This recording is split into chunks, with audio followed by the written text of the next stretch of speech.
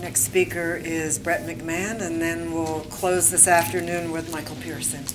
Good afternoon. Good afternoon. My name is Brett McMahon. I'm a Vice President for Business Development for Miller & Long Company Incorporated. We're a concrete construction contractor here in the Washington, D.C. metropolitan area.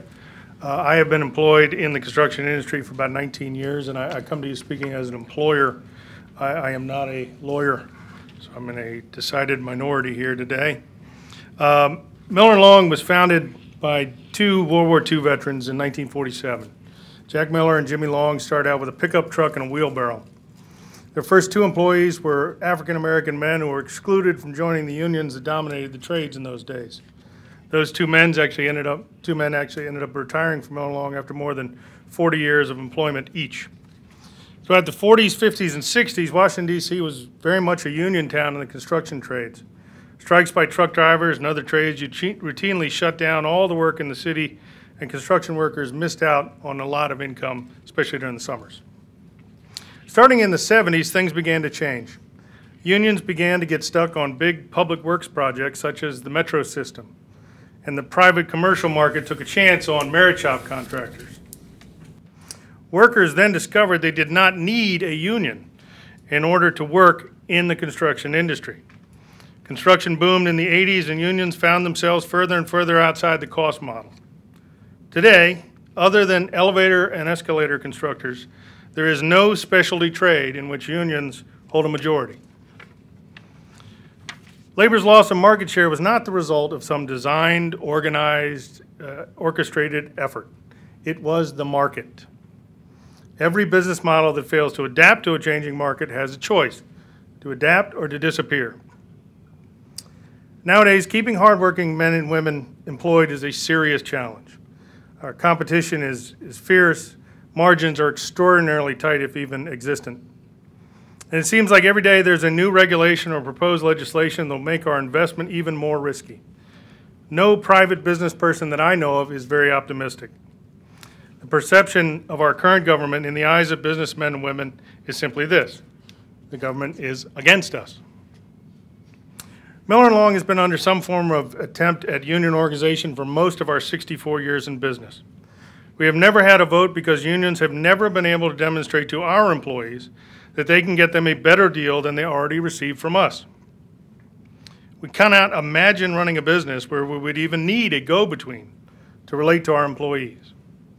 We respect our men and women, and we work hard to retain their respect as well.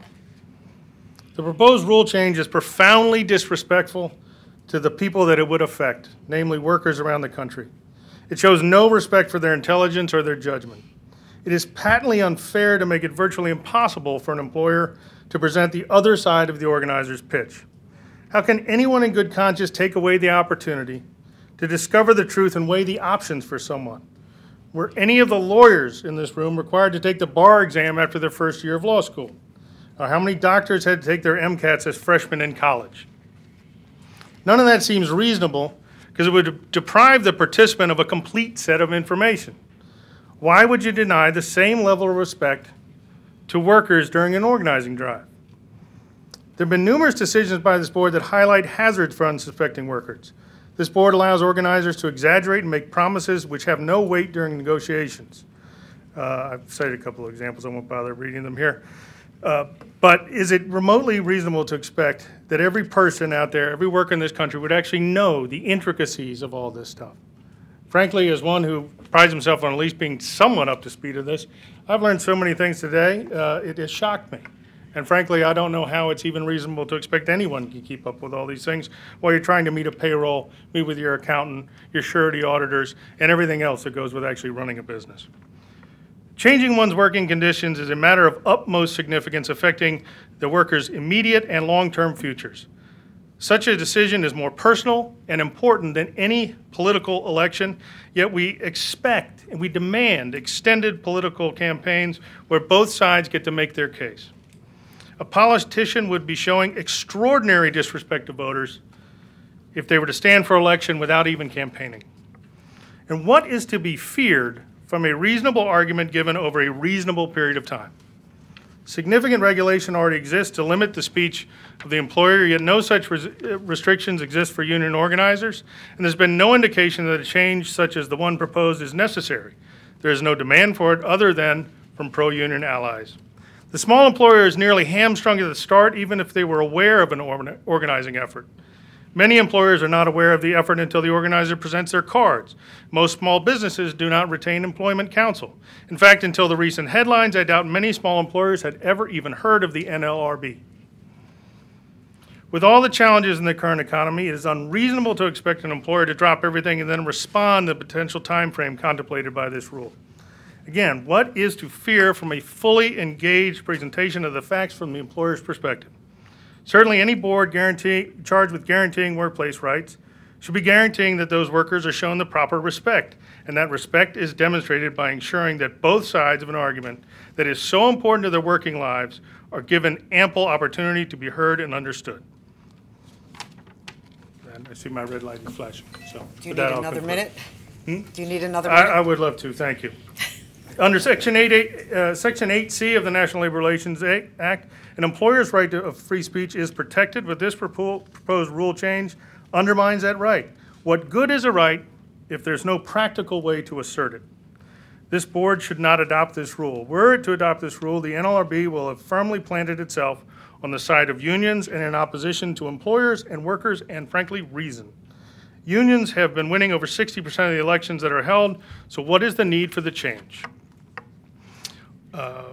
The NLRB is making itself, in this respect, a hazard to the economic well-being of working people by chilling the entrepreneurial spirit of free enterprise has brought more prosperity to more people than any other system in human history. It is not now, nor will it ever be, the single catalyst that causes large layoffs or stifles job creation. Rather, it is the series of actions that this board takes that adds to that weight that's affecting today's small business climate. Please don't adopt this rule. It's unwise in this economic climate. It's unfair to workers and employers. Thank you. Thank you. Are there any questions? How many employees do you have? 1,100. And how is that? I think you said 40 years. How is that varied over time? Since 1947. 47, yeah. More than 40 years. It's about 2,500 less than we had 2.5 years ago. And you indicated that throughout that time there's been various organizing efforts, but never an election. That's true, including the current one by labor's union. And how have you become aware of those efforts? Usually somebody would say something. One of our employees would say, hey, guess what? Somebody handed me this. What is this all about? And typically, what has been your response to that we actually, as a company? We have a whole prescribed set of things that we know. We're given a little card at what you're allowed to say, what you're not allowed to say, which frankly is really kind of shocking that any process like that even exists in the relationship between the employee and the employer. But as was noted earlier, somebody talked about what an employer or a supervisor, who I guess we used to be able to determine who that was. I guess we can't anymore.